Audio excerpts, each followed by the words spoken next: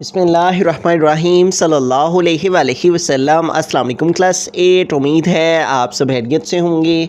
आज हम करेंगे यूनिट 1 की एक्सरसाइज 1.16 के question number 1 and question number 2 को। एक्सरसाइज 1.16 के क्वेश्चन नंबर 1 की जानिब चलते हैं। हमारा क्वेश्चन है find the union of the following sets. तो यहाँ पे हमें दो सेट दिए गए हैं, एक सेट ए है और एक सेट बी है। तो इन दोनों का हमने यूनियन फाइंड करना है। तो हम यहाँ पे लिखेंगे ए यूनियन बी, ठीक है। तो यहाँ पहले हमने ए लिखा है, यहाँ पे ए सेट की वैल्यू को लिखेंगे, वो है 1 3 5 7। और फिर यूनियन है तो यूनियन के लिए यू यूज़ करेंगे। और फिर बी है तो यहाँ बी सेट की वैल्यू को लिखेंगे और वो है 2 4 6 एंड 8। तो यूनियन में हमने क्या करना होता है, दोनों सेट्स के तमाम एलिमेंट्स को इकट्ठा करके एक सेट में लिखना होता है। तो इस सेट से हम 1 को लिख लेंगे, जबकि इस सेट से हम 2 को लिख लेंगे, ठीक है, ताकि एक सीक्वेंस में हमारे तमाम नंबर्स आ जाएं, ठीक है। उसके बाद इस सेट से हम 3 को लिख लेंगे, इस सेट से 4 को लिख लेंगे, और इस सेट से 5 को, और इस सेट से 6 को, और इधर से 7 को लिख लिया, और इधर से 8 को, ठीक है। तो यूँ देखें तमाम के तमाम इधर वाले भी सारे 1 3 5 7 1 3 5 7 ये भी इसके अंदर आ गए, 2 4 6 एंड 8 इधर वाले भी सारे इसी एक सेट में आ गए। तो इस तरह से हमने ए यूनियन बी फाइंड कर लिया। बिस्मिल्लाहिर्रहमानिर्रहीम। सेकंड वर्ड है हमारे पास सी एंड डी सेट है, तो इन दोनों का यूनियन फाइंड करेंगे, सी यूनियन डी। तो स्टार्ट में सी है तो इधर सी सेट की वैल्यू को लिखेंगे, वो है ए बी एंड सी। उसके बाद यूनियन है तो इधर यू लिखेंगे, और देन डी है तो यहाँ डी सेट की वैल्यू को लिखेंगे, और वो है एक्स वाई एंड जी।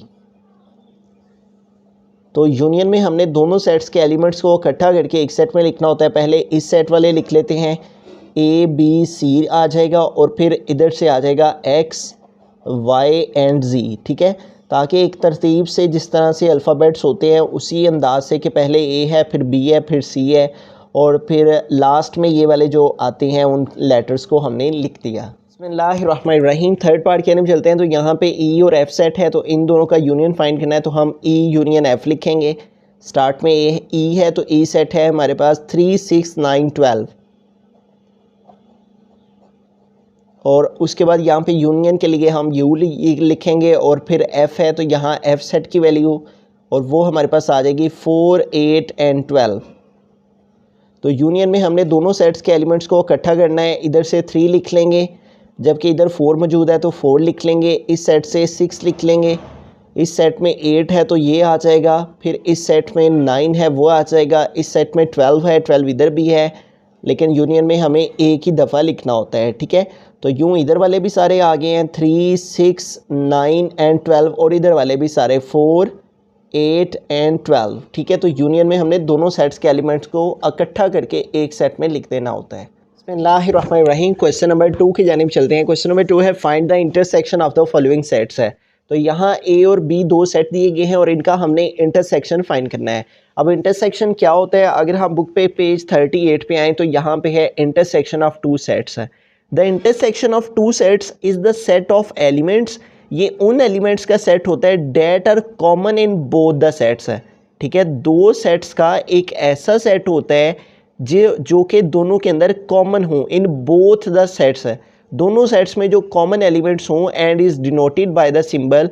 ये जो उल्टा यू बना होता है इसको इंटरसेक्शन का सिंबल कहते हैं, ठीक है। और इसमें हमने कॉमन एलिमेंट्स लिखने हैं जो इस सेट में भी हों और इस सेट में भी हों। जैसे 2 इधर भी है 2 इधर भी है, उसके बाद 4 इधर भी है 4 इधर भी है। तो 2 और 4 दोनों सेट्स में है, लिहाजा 2 और 4 इन दोनों सेट्स का इंटरसेक्शन कहलाएगा। इसी तरह से अब हम इन दोनों सेट्स का इंटरसेक्शन फाइंड करेंगे। तो ए इंटरसेक्शन बी, ठीक है। इंटरसेक्शन का ये वाला सिंबल है उल्टा यू, और पहले ए है तो यहाँ ए सेट लिखेंगे, और वो है 0 +- 1 +- 2 +- 3। उसके बाद इंटरसेक्शन है तो यहाँ पे इंटरसेक्शन का सिंबल यूज़ किया। देन बी है तो यहाँ बी सेट की वैल्यू को लिखेंगे, और वो है हमारे पास 0 1 2 3। अब देखें इन दोनों सेट्स में देखते हैं कौन कौन से ऐसे एलिमेंट्स हैं जो कि दोनों में ही मौजूद हैं, कॉमन है। तो 0 इधर भी है 0 इधर भी है, तो 0 आ जाएगा। उसके बाद यहाँ पे देखिए +1 है और -1 भी है, तो +1 इधर भी है, +1 इधर भी है, इसके साथ साइन नहीं शो हो रहा तो ये प्लस का है, ठीक है। तो +1 इधर भी है, +1 इधर भी है, तो +1 कॉमन है दोनों में। उसके बाद देखिए +2 इधर भी है और ये भी +2 है, जिसका साइन नहीं साथ में शो हो रहा था उसका साइन प्लस का होता है। तो +2 इधर भी है, +2 इधर भी है, +2 भी कॉमन है। उसके बाद +3 इधर भी है, +3 इधर भी है, तो +3 भी दोनों में कॉमन है, ठीक है। तो 0 1 2 3 इस सेट में भी मौजूद है, ए सेट में भी, और 0 1 2 3 बी सेट में भी मौजूद है, लिहाजा ए इंटरसेक्शन बी में 0 1 2 3 आ जाएंगे। तो सेकंड पार्ट की तरफ चलते हैं। हमारे पास सी और डी सेट है, तो इन दोनों का हमें इंटरसेक्शन फाइंड करना है, तो हम लिखेंगे सी इंटरसेक्शन डी। तो पहले सी है तो हम यहाँ सी सेट की वैल्यू को लिखेंगे, वो है 3 6 9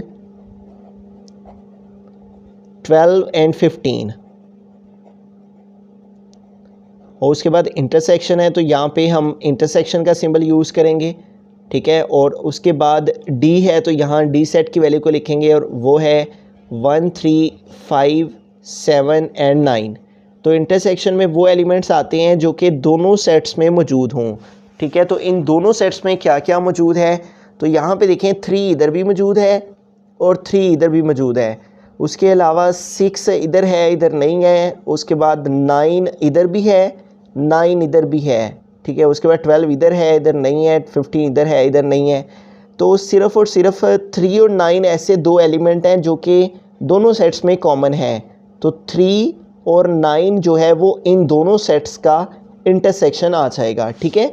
3 और 9 दो ऐसे एलिमेंट हैं जो इधर भी हैं और 3 और 9 इधर भी हैं, तो लिहाजा सी इंटरसेक्शन डी हमारे पास 3, 9 आ गया। बिस्मिल्लाहिर्रहमानिर्रहीम। थर्ड पार्ट के लिए चलते हैं। हमारा क्वेश्चन है ई एंड एफ सेट है, तो लिहाजा ई इंटरसेक्शन एफ फाइंड करेंगे हम, ठीक है। दोनों का हमें इंटरसेक्शन फाइंड करना है, तो पहले ई है, ई सेट की वैल्यू को लिखेंगे और वो है A B C and D. उसके बाद इंटरसेक्शन है तो यहाँ पे इंटरसेक्शन का सिंबल आ जाएगा। देन एफ है तो यहाँ एफ सेट की वैल्यू को लिखेंगे, वो है C D E and F. तो हमने कॉमन एलिमेंट्स देखने हैं दोनों सेट्स में, कौन कौन से ऐसे एलिमेंट्स हैं जो कि दोनों में हैं। तो ए इधर है, इधर नहीं है, बी इधर है, बी इधर नहीं है, जबकि सी इधर भी है, सी इधर भी है, और डी इधर भी है और डी इधर भी है। तो सी और डी दो ऐसे एलिमेंट हैं जो कि दोनों सेट्स में कॉमन है, ठीक है। तो लिहाजा सी कॉमा डी जो है वो ई इंटरसेक्शन एफ का आंसर आ जाएगा। के साथ ही हमारा आज का लेक्चर कंप्लीट हुआ। मज़ीद इस तरह के लेक्चर्स के लिए आप इस चैनल को ज़रूर सब्सक्राइब करें।